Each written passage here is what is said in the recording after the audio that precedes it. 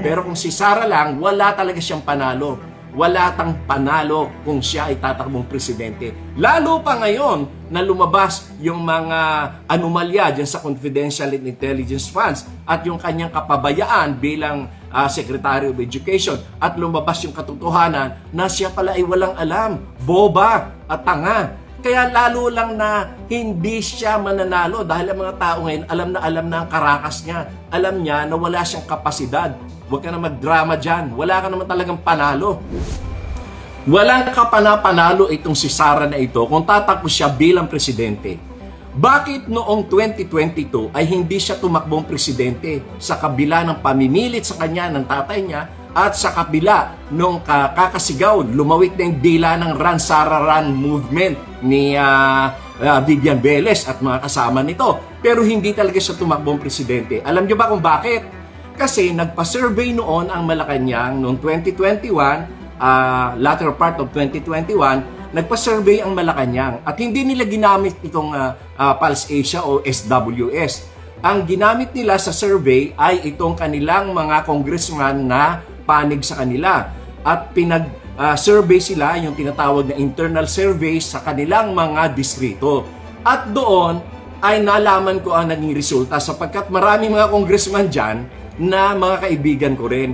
At pinarating nila sa akin ang magandang balita na doon sa kanilang internal survey na inutos ng Malacanang ay ang number 1 ay si BBM at ang number 2 ay si Leni. Ang number 3 ay si Isko. Pang-4 lang si Sara. Kaya nga, tigas ng kakakatangging niya na tumakbong presidente kasi wala talaga siyang pag-asa. At siya ay pinipilit lamang ng kanyang tatay at posible na dadayain nila sa Smartmatic. Pero hindi talaga nagtumakbo si Sara kahit na nagkaroon pa ng nationwide na Run Sara Run movement. Hindi pa rin talaga siya tumakbo. At siya ay tumakbo at nag-file ng candidacy as Mayor of Davao City. Kaya lang, merong mga kaibigan at meron talagang isang close family friend at lawyer din na nakipag-usap kay Sara. Ang sinabi sa kanya, sikat ka lang ngayon kasi anak ka ng presidente.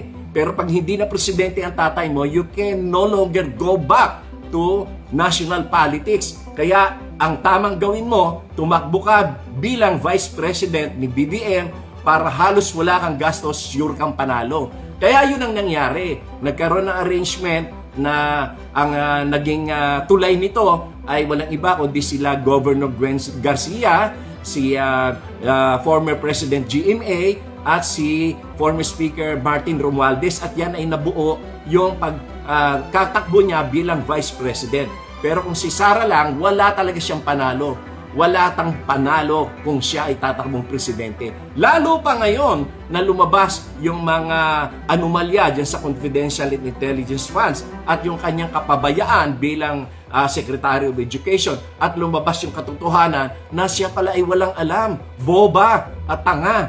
Kaya lalo lang na hindi siya mananalo dahil ang mga tao ngayon alam na ang karakas niya. Alam niya na wala siyang kapasidad.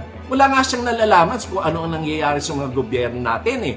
Kaya walang kapag-asa yan.